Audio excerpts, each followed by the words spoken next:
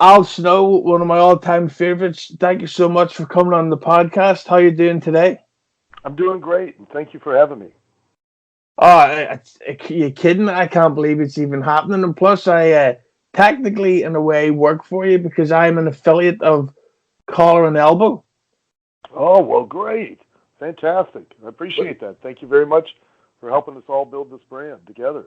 Well, that's actually one of the things I wanted to talk to you about. Is it what made you start Collar and Elbow, and is it because of the New Day shirts?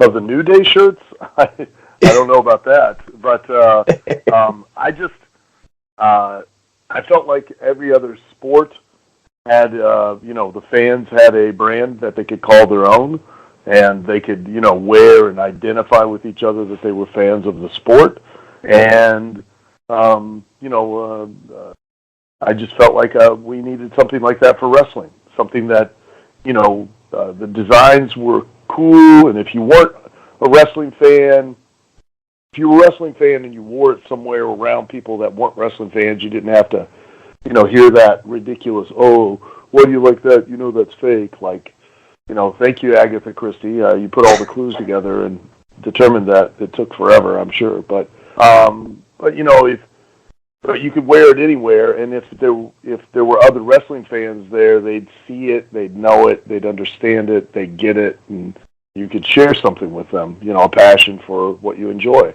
So, and tried to, like I said, come up with designs that are different, that they're unique, and we think look kind of cool and more like streetwear. But there are identifiable things that, as a wrestling fan, you get. Even just the term collar and elbow, you get. Most people, if they're not wrestling fans of any kind of wrestling, whether it's catch wrestling or Greco-Roman or even jiu-jitsu or judo, everybody that's done some kind of grappling understands that the collar and elbow tie-up. Whereas if you're not a wrestling fan, you don't get it, so you don't have to listen to the crap. And the perfect example of the quality of the shirts is there's a brilliant photograph of you wearing one. It's a black and white photo, collar and elbow, and you look like the fucking Terminator. And it's just a great shirt.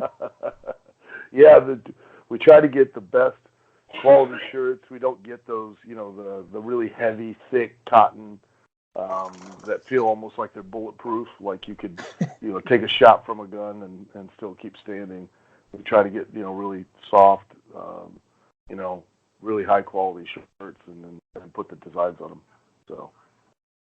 Talked about this though, because this is a question. Because I've interviewed a guy before called Pat Buck, who's done training in the past, and of course you've done wrestling training.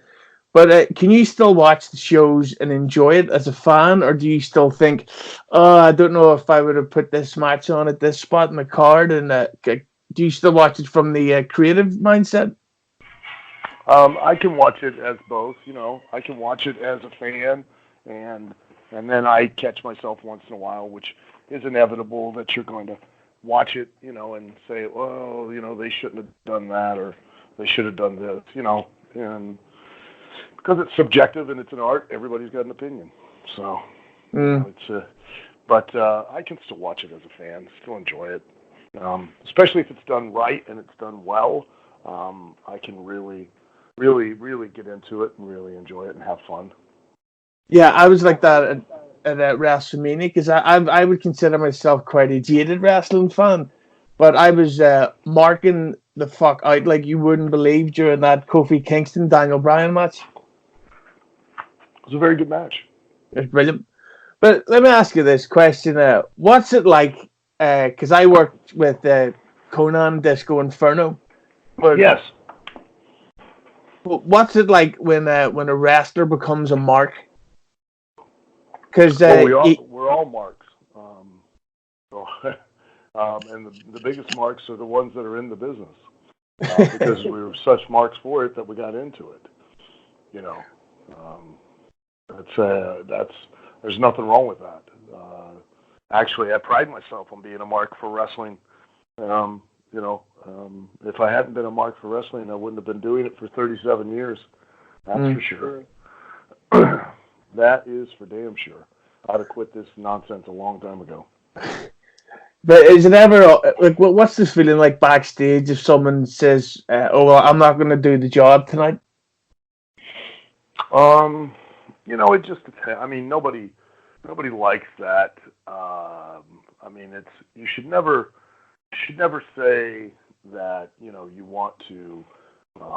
You go, oh, I don't want to do that. You should always have a how about this, an understanding of what they're trying to achieve as the promotion itself. That they're trying to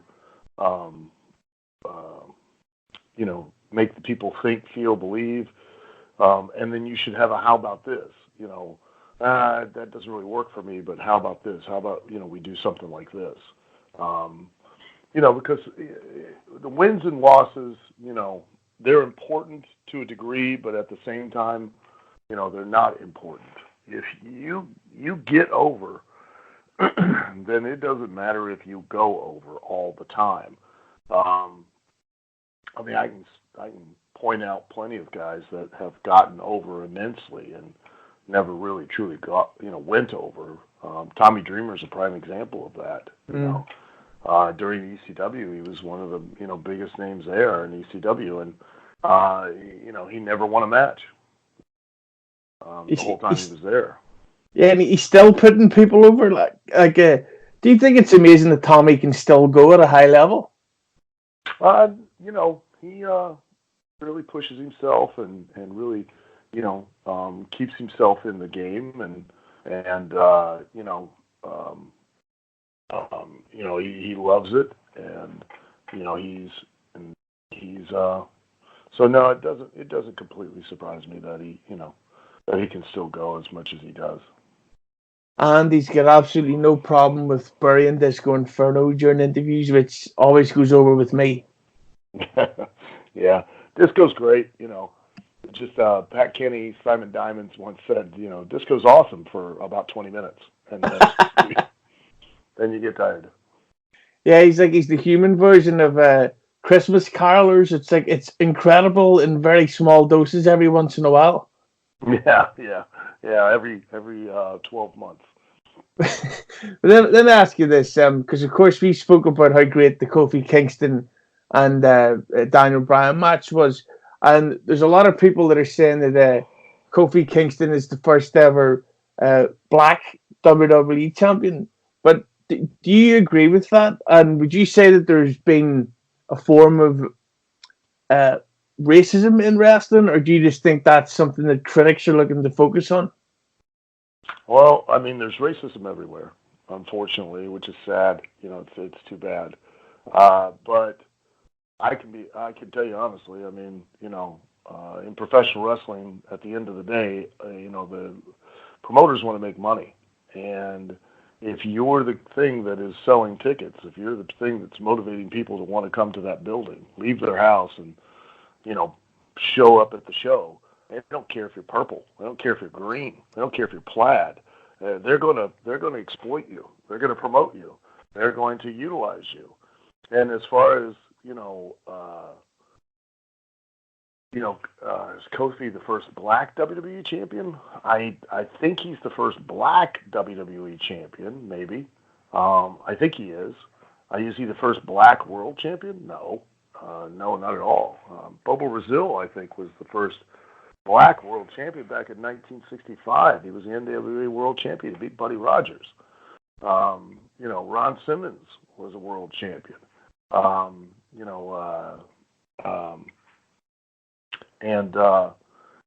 Booker T, he was a 5-time world champion. And there have been others of color, that have been world champions. And Pedro Morales was, a world champion back in what year was that?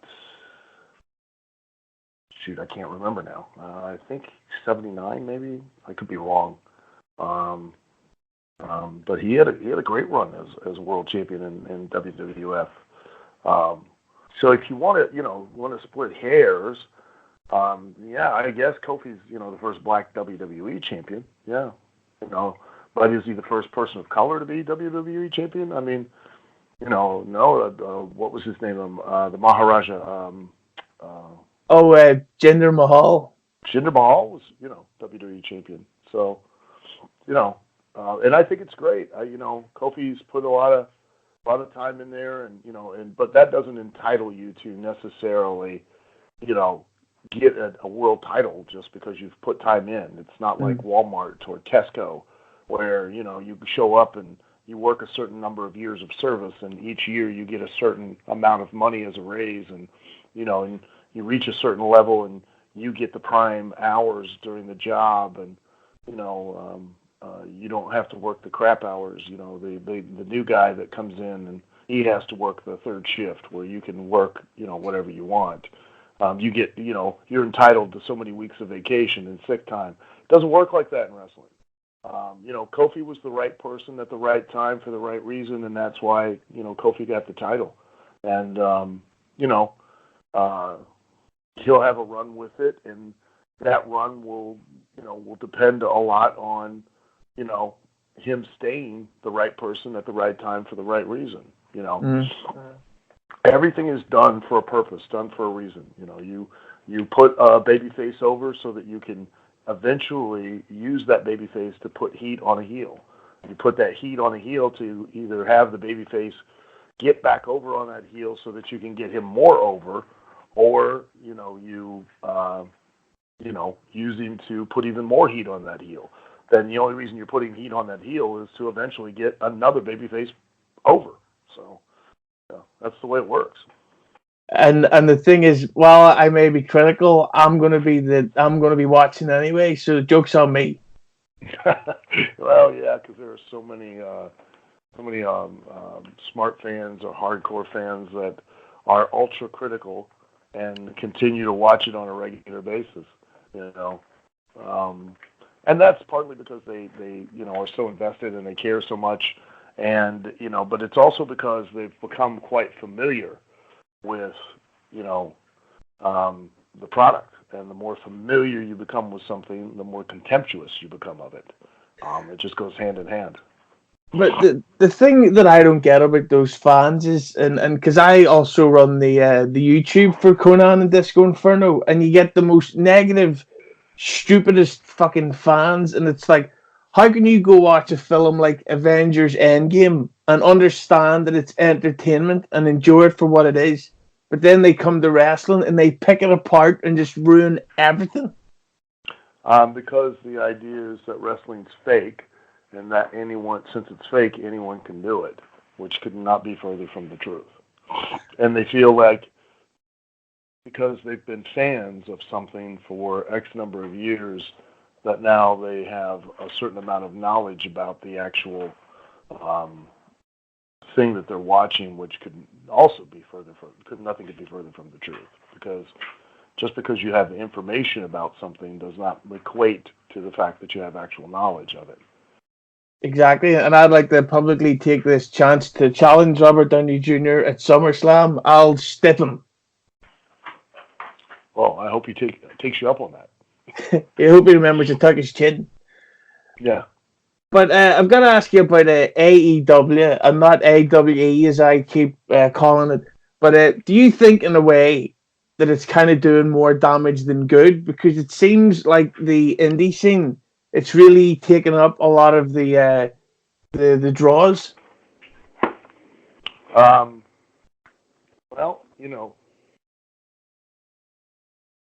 I think it's been doing more damage than good, because the more that wrestling is kind of like shit rolls both uphill and downhill, and AEW bringing back more prominence in the general public professional wrestling, because more mainstream news media sites are starting to cover wrestling again more prevalently, taking more of an interest in the goings on, which means that then the Mr. and Mrs. Tesco or Mr. and Mrs. Walmart, and the reason I call that is because they're the largest portion of the population. Everybody goes to Tesco in Europe, and everyone goes to Walmart in the United States. So the more you can expose wrestling and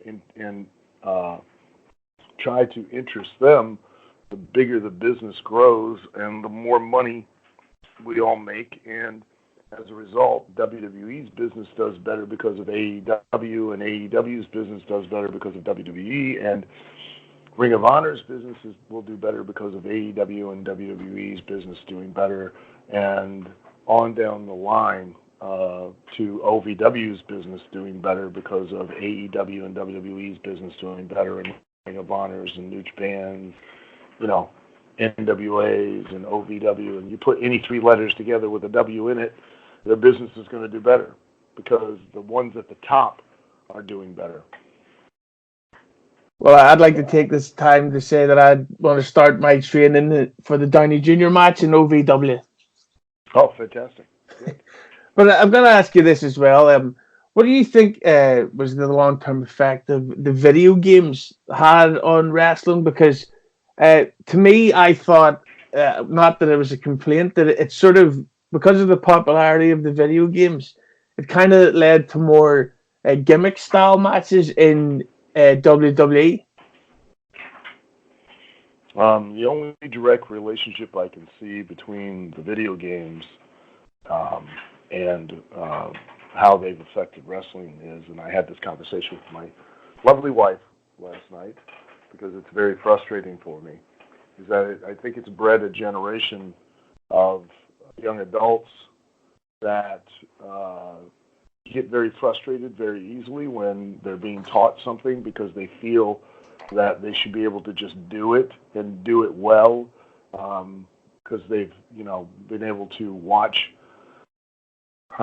being able to just pick up a video game controller and be able to do things on the video game controller without any real physical effort or a learning curve.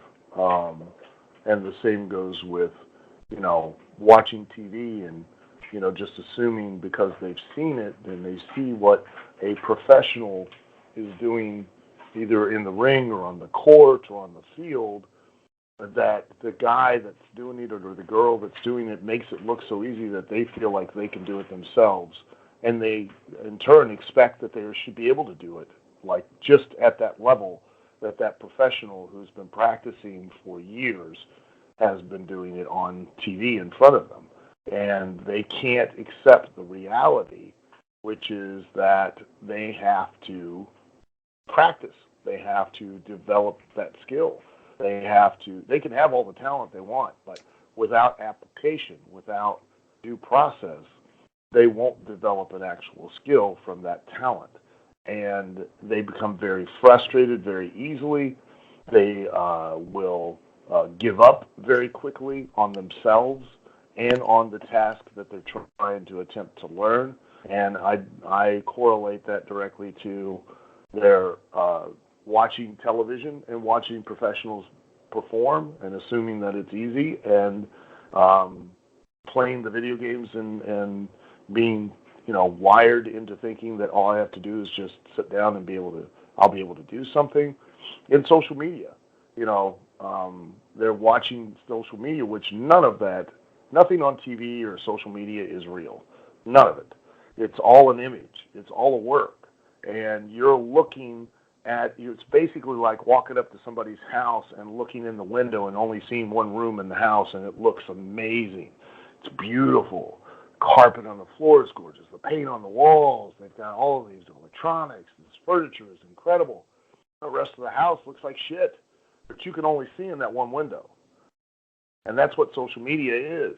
But everybody now bases their life and their goals and their progress on those goals on that one little window in that one little room of an entire big house. And it's, as a trainer, it's very frustrating because I tell them all the time that they're basically putting themselves in the role that I play. They trust themselves more than they trust me, and they trust their own judgment. Because I will be able to, based on my experience and understanding of what they can do, tell them, okay, do this, attempt to do this, and here's how you do it, and it's going to, take you a moment to learn, and they'll immediately say, I can't do it. I can't do it. or they'll attempt it once, and it won't be exactly the way they thought it should be. It won't be picture perfect, and then I can't do it. I can't do it. And they begin to become frustrated. I understand becoming frustrated with something 15, 20 times in, not 2 or 3. But they'll become so frustrated that they'll be mentally and emotionally beating themselves up and to that, and ready to just quit and give up. It's a very, very interesting to watch people because everybody, always claims, I'm so passionate about wrestling. Or, I'm so passionate about whatever pursuit I want to follow. I'll do anything. I tell every single one of them, because I've heard this for 37 years. I just always answer with the same, we'll see. Because it's one thing to live the fantasy in your head. It's another to deal with the reality of what it's going to take to achieve that fantasy and make it real. And most people are not willing to live that reality and pay that price that it's going to take to make that happen. At the end of the day, if you want to live a life that others don't live, you have to be willing to do things that others don't do. And many people aren't willing to do that. Well, speaking of which, in 1999, you had a tag title run with the legendary Mick Foley. And thanks to the WWE Network, going back and watching that stuff, I watch it kind of with a different perspective now. But did you ever think that Mick ever went too far in his matches? I guess he didn't because it worked for him, and you're still talking about him. If he had went too far, it wouldn't have worked, and you wouldn't be still talking about him. That's actually a great point. Yeah. So I guess he didn't go too far. Because if he had, wouldn't have brought it up. That's. You know what? I've actually learned something there. Yeah. But talk to me as well, because I think it was late '99, or maybe it was whatever. You worked a storyline with The Rock. What was it like working with the guy who really was at the time probably the biggest, between him and Austin? But let's just say, for the sake of the story, he was the number one guy. Well, whether he was number one or not, I mean, it was great. It was very enjoyable to work with him. It always was. Even when he first came in, they kind of married him with me. And had me working with him on a regular basis when he first came in as Rocky, Rocky, and as The Rock, it was, man. Let me tell you, he's great. He's a great human being. He really is. He's a terrific person, and it makes it easy as a heel to work with a babyface that's truly over, because you barely have to do anything. And you have the audience in the palm of your hands. And, the difference between working with him when he first came in and working with him then were night and day. Not because he was any different as a person. He was the same guy. But it was different from the standpoint that when he first came in, he was over like a fart in church. But, and it was hard. It was like pulling teeth to work.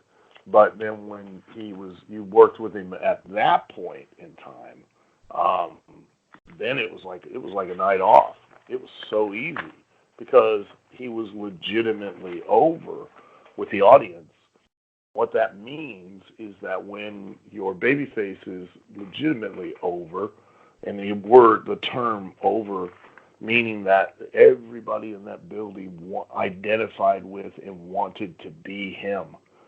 So when you did one thing to him, you just did it to every single person in that building.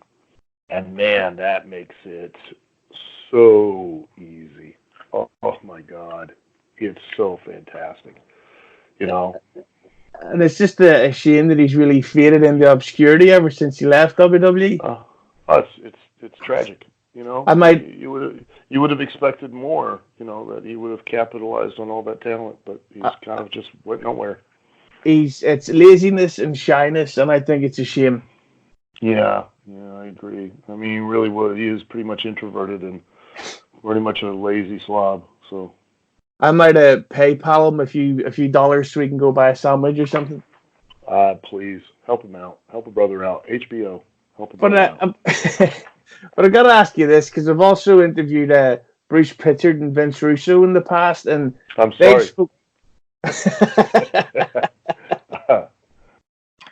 But they've spoken about one of my favorite message board rumors, and I love talking about it and asking anyone who may have any form of information. But do you know anything about the backstage hate between The Rock and Shawn Michaels? No, not at all. Not at all. Well, And I don't. I could not tell you. That's news to me. I didn't know. Dwayne The Rock hated anybody, and I don't see why he would. Quite honest, I don't think he. Why should he care? He's doing his own thing. There's another message board rumor I'd love to ask you about, and this was in 2000 when you were the heel, you were a heel character, and Billy Gunn got hurt, and this was during your feud with The Rock. Was there ever talk of you being added as a member to DX? If I was, nothing was ever mentioned to me. Oh, So, well, for a wrestling mark, that counts as a yes. well, I guess I don't know. I could. Nobody ever said anything to me. You know, if they had, it may have helped me better do what they needed me to do or something, and fill that spot. But yeah, nobody ever mentioned anything to me. Nobody ever told me anything. One of the topics I've been dying to talk to you about, and from looking at these questions, I really should have put it at the front. But that's my fault because I'm stupid and I'm ugly and I smell. But as a trainer, you've obviously got a better perspective on the business than most people. But the big conversation topic that seems to be happening these days is intergender wrestling. And for me personally, I think that's a mistake waiting to happen because for all you need to do is somebody going for like a body slam and their hand accidentally goes in the wrong place, and next thing you know, you've got a Me Too lawsuit coming up. So, what do you think about the growth of intergender wrestling? Um, I mean, you can do it, but it has to be done in the right way. I mean, you can do anything in the ring as long as it's done in the right way. Um, but you've got to be so careful. Um, and the reason that you've got to be so careful is not not so much for the Me Too stuff. Um, you need to be careful because for the general audience, it quite honestly is still a man versus a woman, and so you've got to be very creative in the way you approach it, and so that it's understandable and relatable and believable to the general audience, not to a wrestling audience, but to the general audience, which is really what you always want to try to market yourself to, because there's more of a general audience than there is of just a wrestling audience. And, at the end of the day, society has been taught or understands that, and quite honestly, in reality, a woman could be is probably without there are a lot of women I know that are stronger, tougher, without a question or a doubt than most of the guys in the wrestling business. And in a real fight, I wouldn't want to get in a real fight with them in any way. But think of it like this. Let's take the sex out of it. Let's take it. It's two men. Okay. But it's two men, but one's 6'7" and is 350 pounds of just meat. Okay, and the other guy is 5'7" and about 210 pounds. Should that guy that weighs 210 pounds walk straight across the ring and just lock up with that 350 pound, 6'7" guy? Mm-hmm. He shouldn't. because it doesn't make sense. If it were real, he would never have done that. Am I correct? Oh, definitely. He'd be trying everything he could to get a leg, get him off his feet, get around behind him to get some kind of control, take his head, something. You understand? Oh, yeah. He'd never come straight at him. He'd always try to shoot an angle. He'd always try to come in from the side. He'd never in a straight line, because you're looking at the two of them, and you, just by visualizing them, assume that the guy that's 6'7" and has 350 pounds has got the physical advantage. Am I not correct? Definitely. Now, we don't know that the 5'7", 210-pound guy actually competes on a regular basis in strongman competitions, and that he, in reality, is an accomplished jiu-jitsu fighter. And in reality, he could take this 350-pound guy, 6'7", and beat the living shit out of him at any point in time he wanted to. Okay? Oh, yeah. But we're not talking reality. We're talking wrestling. And we're talking what visually people in the audience can see. So now we have to work accordingly based on what the audience visually can see. Do you understand? Now, they see and understand that one guy is physically bigger and looks like he has the upper hand. So we have to act accordingly. And the same goes for the big guy. The big guy, if he's working with a guy that's 6'4", 6'5", and he's 270, 290, the big guy can do more things to his opponent because they're close to the same size. But now, if the big guy goes in there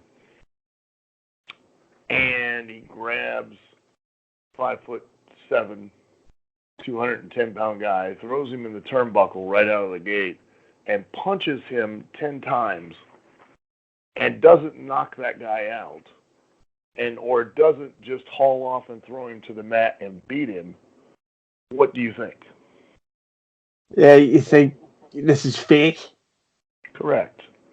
So, in those situations, and where based on societal attitudes or beliefs with the general audience, they're going to assume, and it could be completely wrong, that a man is going to be, stronger than a woman.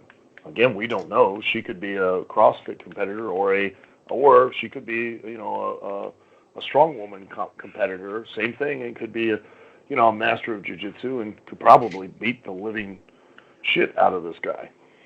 But visually, we have to take the path of least resistance, and we have to then, work creatively. The problem with the intergender matches that they do is that they work like they're both, the same size and they're the same weight. And whether it's a man and a woman, or it's two guys, or even if it's two girls, if one has a visual upper hand on the other, then you have to work accordingly and be more creative than that stupid 7-step formula match approach that everyone takes.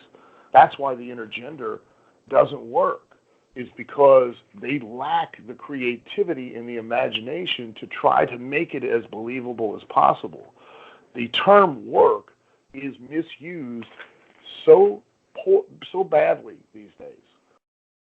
Everybody, they're an incredible worker. They're an incredible worker. No, they're not. They're an incredible performer, but they're not an incredible worker.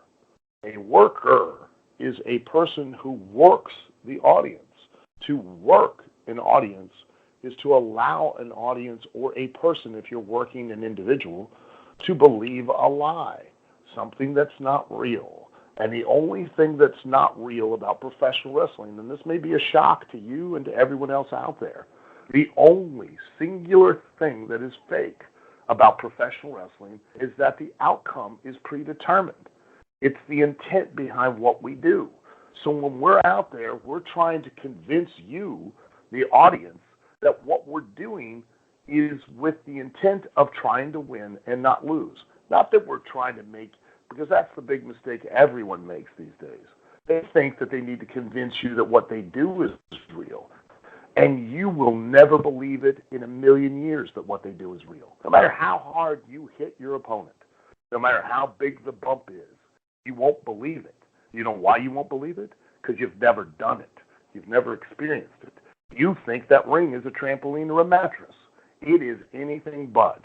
Every time a person's body strikes it, they hit with a force equivalent to a 22-mile-per-hour car accident. You don't realize that because you don't understand or relate to what's happening physically in the ring. Much like MMA, UFC, they've changed the rules purposely to try to drive the fights more to the stay on their feet so they can throw more strikes. Because if you pay attention and listen to the audience, you lose them a lot when they go down to the mat because they can't appreciate what's happening. Visually, they can see the strikes and understand it better and therefore relate to it better and thus react more appropriately. The same goes in wrestling. You're never, ever selling them on what you do. You're always selling who you are and why you do it. And thus, when it comes to a bigger guy versus a smaller guy, a bigger girl versus a smaller girl, a guy versus a girl, you have to work based on who you are and then why you're doing what you're doing. Understand, if you had a real competitive situation, here's the idea that nobody gets. If it were real, that would mean that if you win, you make money.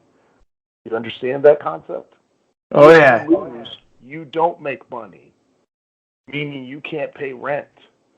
You can't afford your headphones. You can't buy that chair. You understand?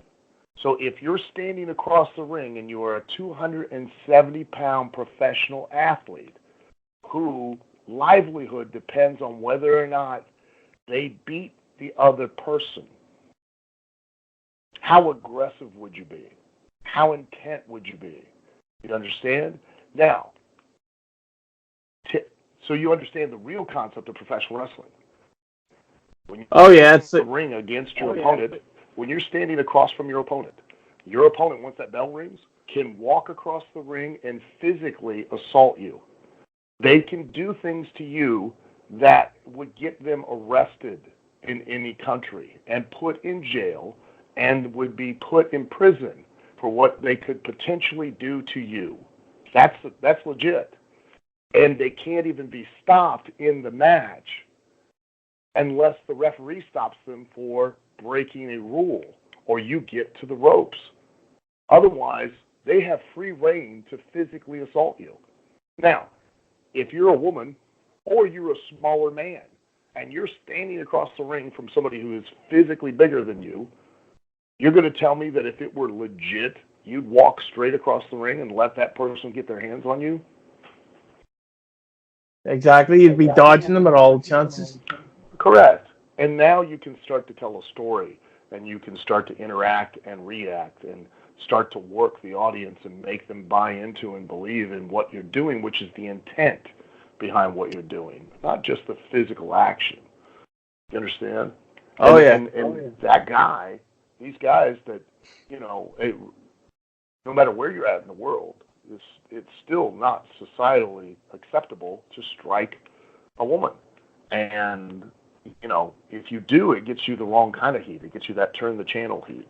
And these guys that are bumping these girls and thinking that it gets them over could not be more mistaken. I mean, that's a huge, huge mistake. I made that mistake back in ECW. Paul had me bumping Chastity, Paul Diamond's valet. And, really, I should have known better. I shouldn't have done it. It got a great reaction from that audience, but that was a marginal audience. And keep that in mind. You can do whatever you want. I mean, it's professional wrestling. You're free to do whatever you want. But when you do certain things, you're marginalizing your product. Your product is you. So you're now only going to appeal to a very small or marginal size audience as opposed to a broader or grander audience. Would you rather be ECW, or would you rather be WWE? WWE, please. Right. Because WWE is on a worldwide platform, and it makes hundreds of millions of dollars a year, and is ultra successful. And would you rather be The Rock, or would you rather be? I can't think of the name. You know what I mean? You want to try to use that platform to make yourself an attraction as much as possible to as large an audience as possible, because that's where the most opportunities are going to lie. I say this all the time. I try so that people understand. I did the Job Squad, and it was an inside joke, and wrestling fans got it, and they understood it. I made T-shirts. I did really well. I made a lot of money in a very short amount of time, and in fact, I made so much money that WWE took notice, and when I went back, they licensed the Job Squad from me.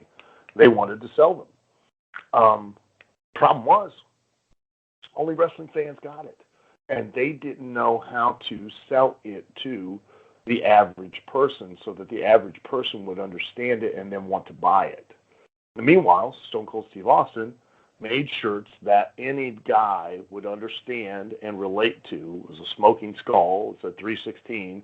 And those T-shirts were in every retail outlet all over the country. So would you rather market yourself to just the wrestling audience, i.e. the Job Squad shirts, and make a lot of money, or would you rather be Steve Austin and market yourself to the general audience and make life-changing money? The biggest possible. Well, the choice is yours.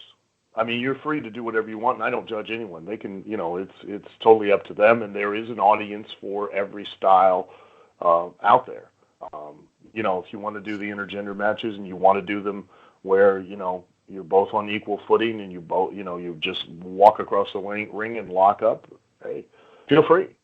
If you want to be that guy that does some crazy, ridiculous, almost looks like you broke even a normal, a 6'2", 250-pound man in half, and you did it to a girl, and you think somehow that's going to get you more over, and maybe it does with that audience, but it's going to be a very small, very marginal audience, and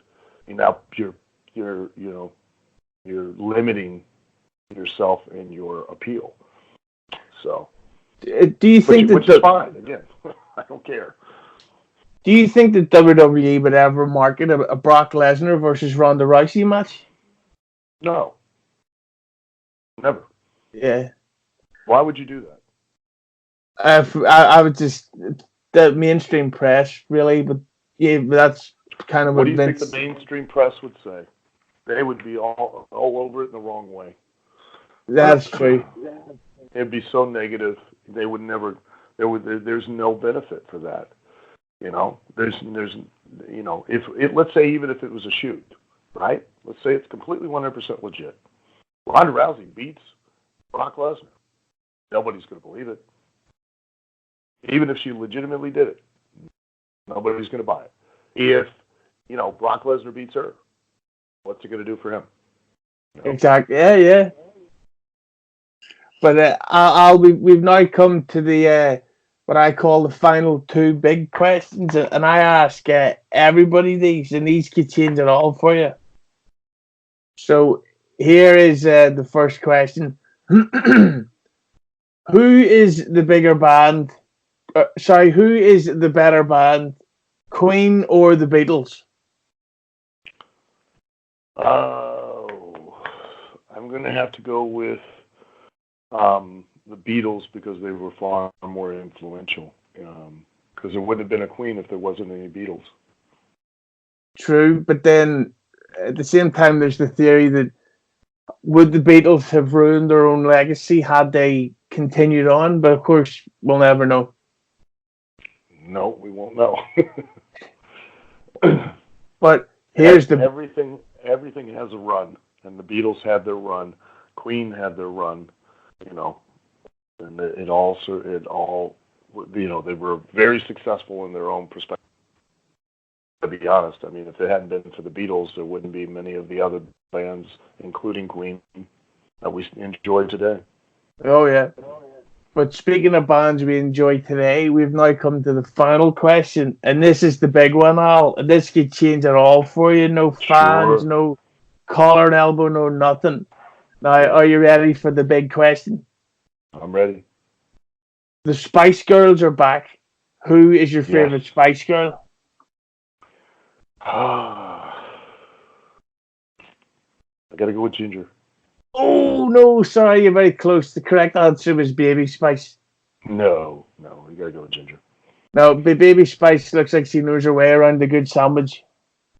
I also wanted to mention because I bought OVW last year, and we are we've made a big announcement at WrestleMania that we are now an actual state approved, educational state approved trade school, which is unheard of because we're actually teaching vocational skills for you to be able to pursue a career and a trade. And we are opening up the Al Snow Wrestling Academy of Sports Entertainment and Broadcasting.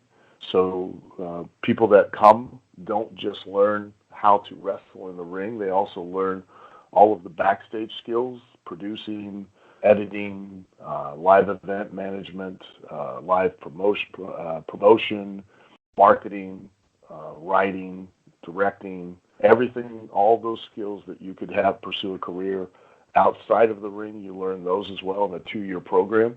And June 1st, we're holding a combine, much like what they do for the major soccer leagues all over the world and the NFL, where we're going to evaluate and score athletes. It's not a training camp. It's not a tryout. It is an evaluation, a scoring process. Applicants have to take a psych evaluation and an IQ test. We are also involving the DARI system, which is a technological program that is a markerless program. You point the camera.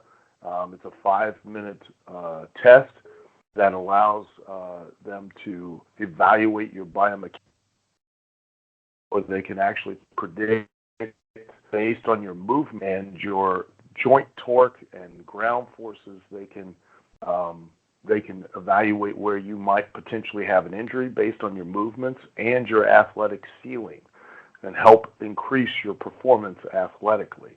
We're using that June 1st. And the reason we're doing all of that is the 15 athletes, whether they've been male or female, they all compete equally.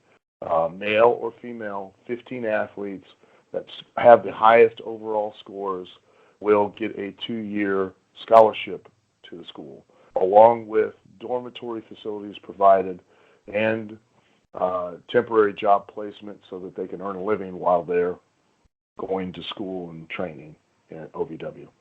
That's perfect.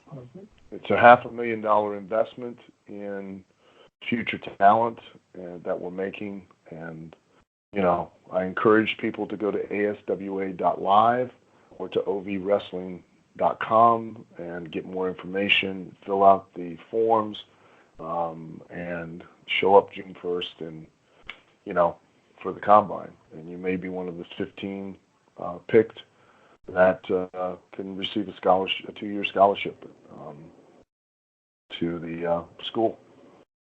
Well, I just want to thank you for your time. It's amazing that you would do this for an ugly person like me, but can I ask one favor from you?